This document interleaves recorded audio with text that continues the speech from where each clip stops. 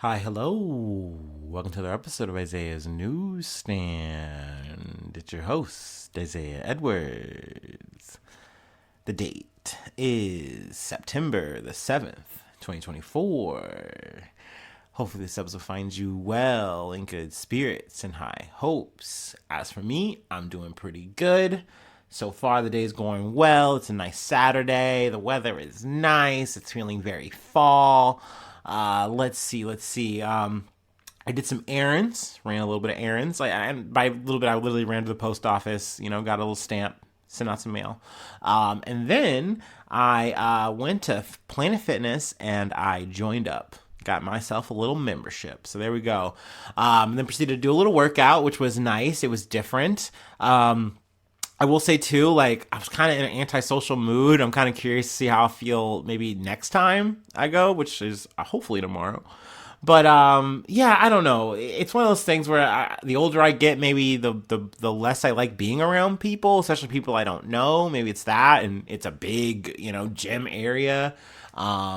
So just maybe some stuff to get used to.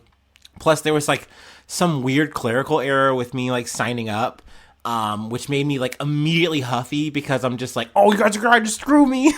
I just got really upset. Which, I'm glad that they put up with me. They were nice. They were very reassuring, everything's going to be fine. I will say though, dude was yeah, you'll have to come back and talk to the GM and he'll be able to fix it. And I'm like, what? I just immediately was what are you saying? I was very flustered by that, and I was okay, just show me around. Just show me around this place. So he gave me the quick rundown. I get to work it out. I think for me, I'm gonna do something that's more cardio focused, and then dabble a little bit in weights just to kind of do that along the way. I think that's the main focus, because for me, I'm really trying to shed weight right now and then get to that 245 and then try to keep that weight. That's my ideal goal. If I can do that by next year, that was kind of my goal for this year. It does not seem like we're going to get there. But if I can do that for next year, that would be great. That would be awesome. But I've also kind of understood too that it's not so much about the goals. It's about the discipline for me. It's the main reason I've been doing the little workouts at home. Those mean more to me than anything else.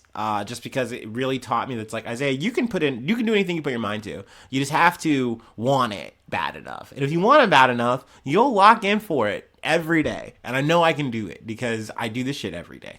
So, and then plus, it really helped for me to do the walks, which I still plan on doing until it gets a little too cold. But that's once again part of the reason why I was oh, the gym membership is so key for me in this whole process, because I now want to maintain this level of exercise at least, right? So I want to be able to walk, and I can't walk when it's cold. I can't walk when it's freezing. I know when this gets around 63 degrees or so, I'm gonna fold. I'm not gonna do it. But now I can go to the gym and I can still maintain that. And also for right now, hopefully it gives me that boost for this month. So yeah, that's all nice. It's all well and good. I feel good about that. It was nice to kind of hit the gym weights and stuff a little bit in terms of just the weight equipment.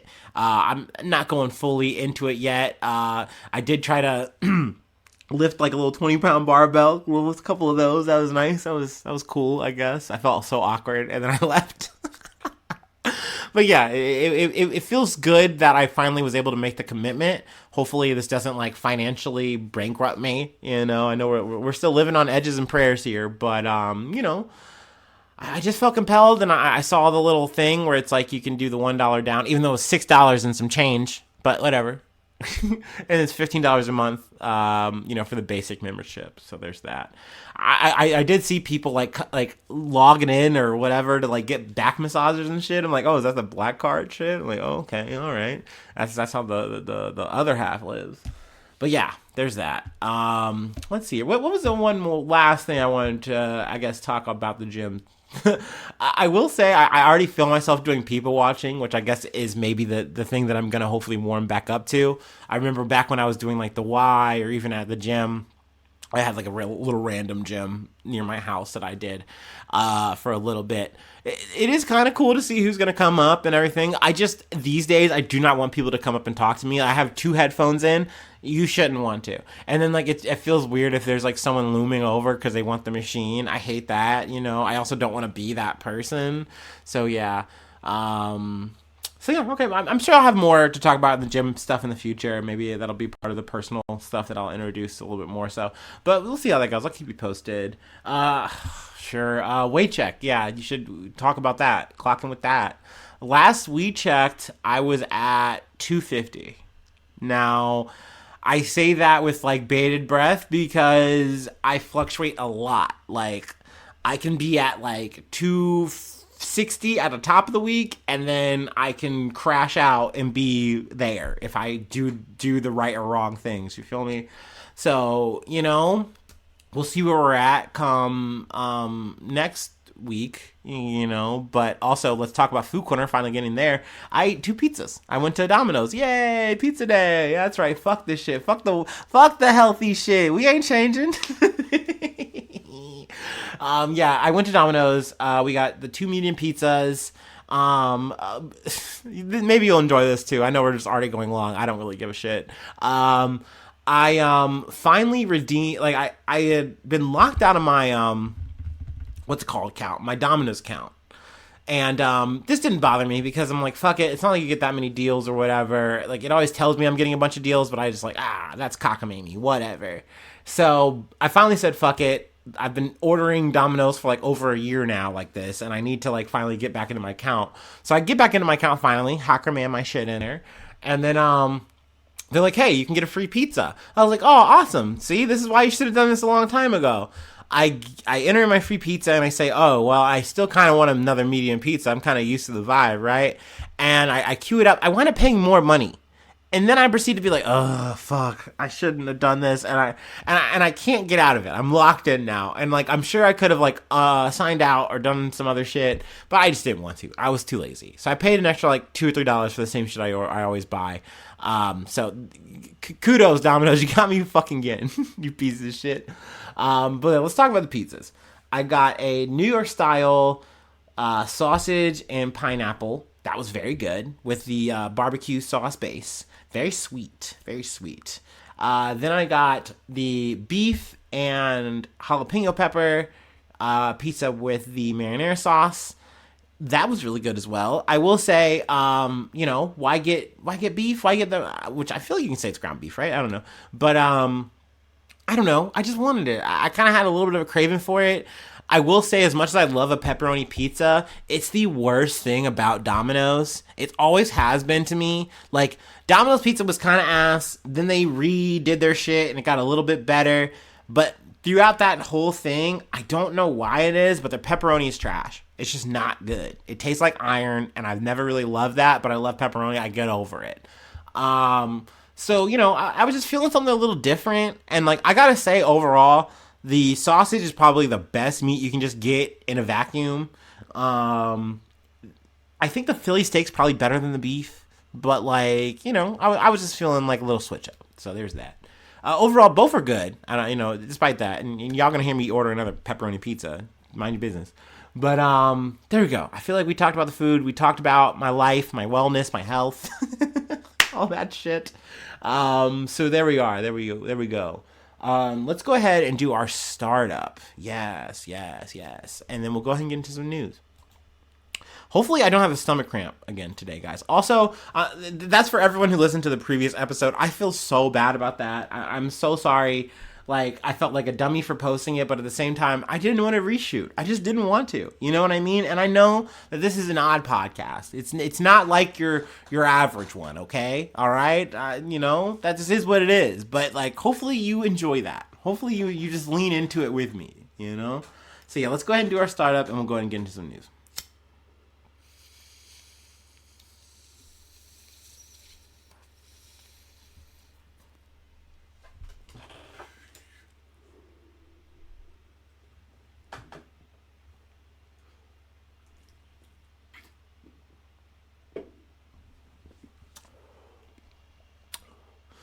Ooh, that hit the spot.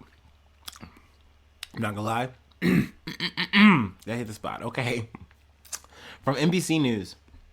Israeli strikes in Gaza kill 61 as UN pursues vaccinations.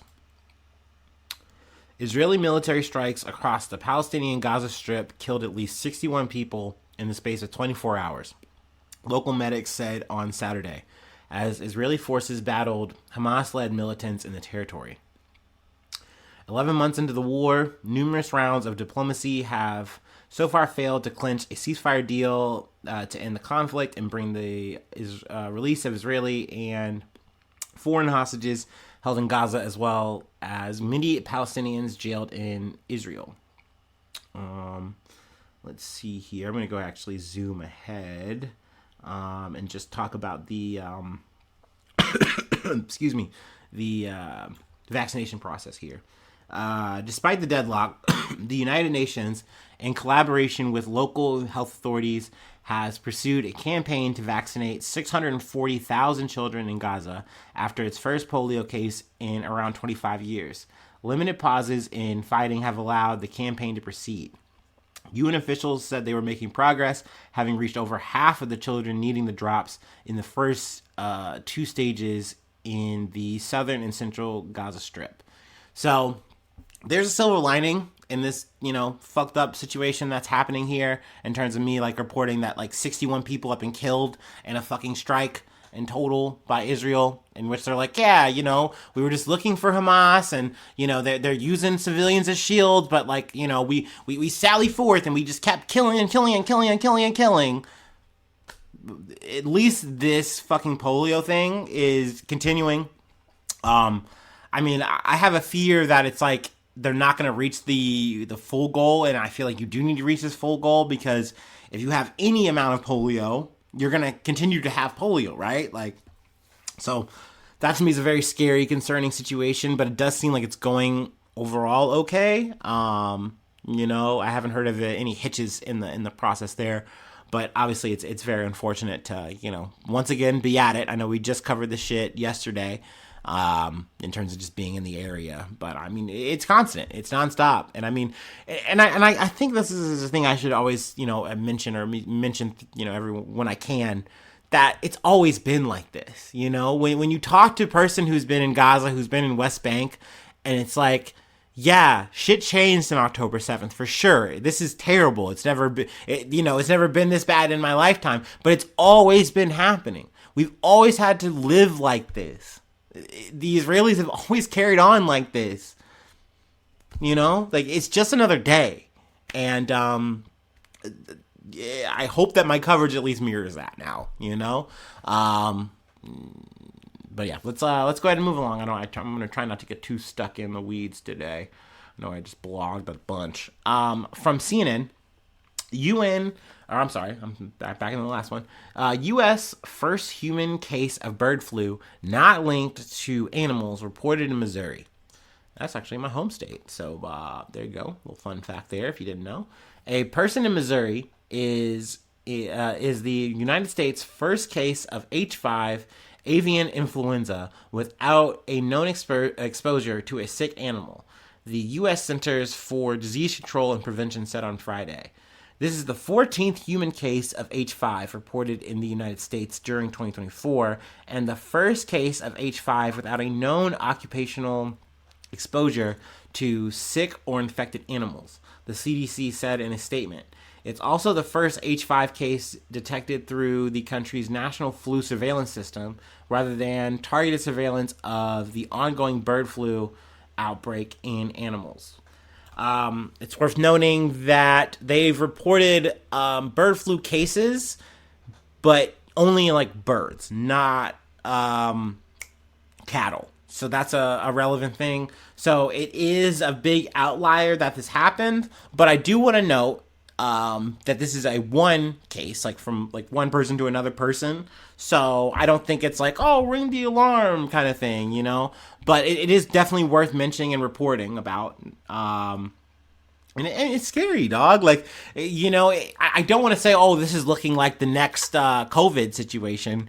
But it definitely seems like it's something that the CDC is very concerned about, and like they're really trying to like say, hey, we all need to be vigilant about this. We need to be like, really working on the protocols, doing the right things to like track this shit and spread awareness about it. You know what I mean? I feel like a secondary thing, if it's not jeez, I'm spacing out. The bird flu. If it's not the bird flu, it's probably mpox. I'd say that's maybe the secondary big one, because maybe not so much in the States this year, but I mean, definitely internationally, I feel like that's something that's being talked about a lot. I'm definitely like hearing a lot of stories about that. But yeah, I mean, I'm also going to keep you posted, keep you abreast of what's going on here. So yeah, definitely first human to human contact, but just one case. Just a tad bit. Let's go ahead and move on to the next bit. From WVTM 13. Alabama man dies when Florida surgeon allegedly removes wrong organ. Damn it. Excuse me. Part 2. Maybe 3? Ooh, what a trilogy. Okay. I feel like it's kind of fucked up that they add that this is a Florida surgeon. Like, you don't gotta drag Florida man into this, but I mean, Florida man did fuck up here, man. It's pretty fucking jetty what he did. Let's go ahead and get into it. A shocking death of the Gulf Coast. The Gulf Coast is dead. That's actually what I'm telling you. I'm sorry. A shocking death on the Gulf Coast. It's getting national attention after an Alabama man died on the operating table in a Miramar hospital. The family's attorney says he died when the surgeon mistakenly removed the wrong organ. It happened just 2 weeks ago at Ascension Sacred Heart Emerald Coast Hospital. The man was on a trip with his wife when he experienced pain in his side, so they went to the emergency room. The decisions made after that led to his death. Bill Bryan, 70 years old, was a loving father and grandfather in Muscle Shoals. His family is now dealing with the huge void left by his death. I know I'm not the only wife that's lost her husband suddenly, but the loss of my Bill was exceptionally unnecessary and brutal, said his wife, Beverly Bryan. Beverly and Bill were, I guess that's why they say this is a Florida man, because it does take place in Florida. Beverly and Bill were visiting the Panhandle when Bill started experiencing pain in his side. They went to Sacred Heart Emerald Coast Hospital. Dr. Thomas Shanowski told her he needed his spleen removed immediately. So now we're all on the table here. We all know it's the spleen. That's what's supposed to be coming out here. During the surgery, Bill died. The hospital's pathology report says the organ Dr. Shanowski removed was labeled spleen, but it was actually his liver. His fucking liver. And, like, they talk to experts and they're like, no, like, that's not something you confuse easily. And, like, taking out a liver is tantamount to taking out someone's fucking heart. They're not gonna make that. Like, you can't fucking fix that. It's not like you can, like, run it back here. It's not a kidney. So, it's pretty fucked up, man. Like, yeah, you came into here for pains, and essentially, you get this surgery done, you're gonna be okay. You're gonna recover, you're gonna be fine. And now he's dead. So obviously it's very sad. It's very fucking unfortunate. Let's see here. In a statement to the NBC, the hospital said Ascension Sacred Heart Emerald Coast has a long-standing history of providing safe, quality care since the hospital opened its doors in 2003. Patient safety is and remains our number one priority. Our thoughts and prayers remain with the family. We hold the privacy of our patients in the highest regard. We do not comment on specific cases or active litigation. I feel like the active litigation is very key here, and that's why they're not talking, zipping the lip. Let's see here. That's where I want to leave it for this article. Obviously, very fucking unfortunate. You're just on vacation. You get sick. You're going through something. You got to go to the hospital. All right. Damn, surgery. That's scary. But, like, the worst case happening in surgery because the doctor literally just picks the wrong fucking thing. It's like, dog, like, that's insane. That's wild, man.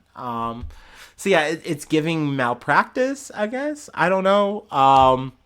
But yeah, I'll definitely keep you posted if I hear any more out of this story from this situation. Let's go ahead and move on to our last bit. We're going to space, but we're coming back down to Earth, baby doll. We're talking Starliner. Starliner! Starliner news coming at you in a second. Let's take our last break, though.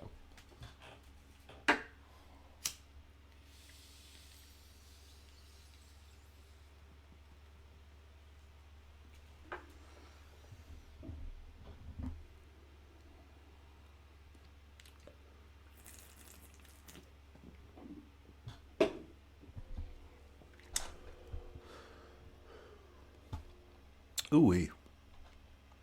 All right, from NPR. With no crew aboard, spacecraft Starliner lands without a hitch. The beleaguered Starliner spacecraft, built by Boeing, successfully landed in New Mexico just after midnight Eastern Time, ending a crucial test flight that proved to be a real headache for NASA. Officials at the space agency feared that Starliner's thrusters might malfunction during its return, just as some thrusters had on its journey to the International Space Station. Something about like a hydraulic leak, I believe, and they had been testing it. Then like information was coming out that it's like, look, we think we could make it. We think the Starliner could make it, but we don't want to run the risk. We don't want to have like another Challenger Columbia situation. So maybe we should plan B it. And they come back home on the Crew Space Dragon or whatever the fuck it is. You know what I mean? So they said, okay, they're going to come back in February and we're going to jerry rig some seats on here and we're going to get them on there and they're going to come back then. They're going to hang out at the space station. This was essentially supposed to be like, I think like a 2-week kind of situation, like not very long. And now they're going to be there for months. But, I mean, they're astronauts. They are, prepared for it. They go through all the training and whatnot. But still, this is a big fucking blunder by Boeing. And I think that at the end of the day, I think NASA was more concerned about, obviously, what happens if this is worse than we're expecting. Because this is already a bad news thing in terms of having an error. But from Boeing, they're like, look, yes, this happened. It's fucked. We didn't want it to happen. But we think that Starliner can make it back home safely. We're pretty sure of that. And they were kind of going back and forth. They eventually made an official statement that this is what was going to happen. I didn't cover that because we had already talked about it. But now the Starliner has made it back home safely. Figured, hey, let's close out this part of the chapter.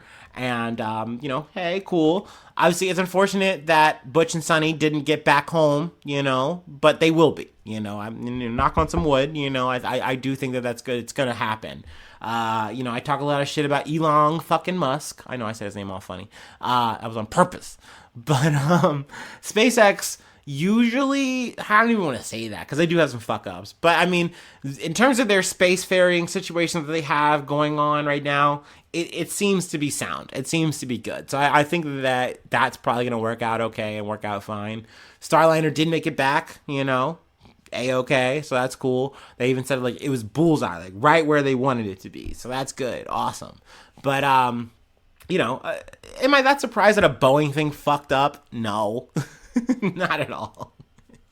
Honestly, I'm glad that we've gone about a month or so without any big Boeing headlines. It seems like they took up about a good quarter to a half of this year just on their own bullshit, bro. You know what I mean? Last year was trains, this year was fucking Boeing, bro. God damn. But yeah, I feel like I'll leave it there. Like I said, there's more space news, I'm sure, in the future because, they got to come back.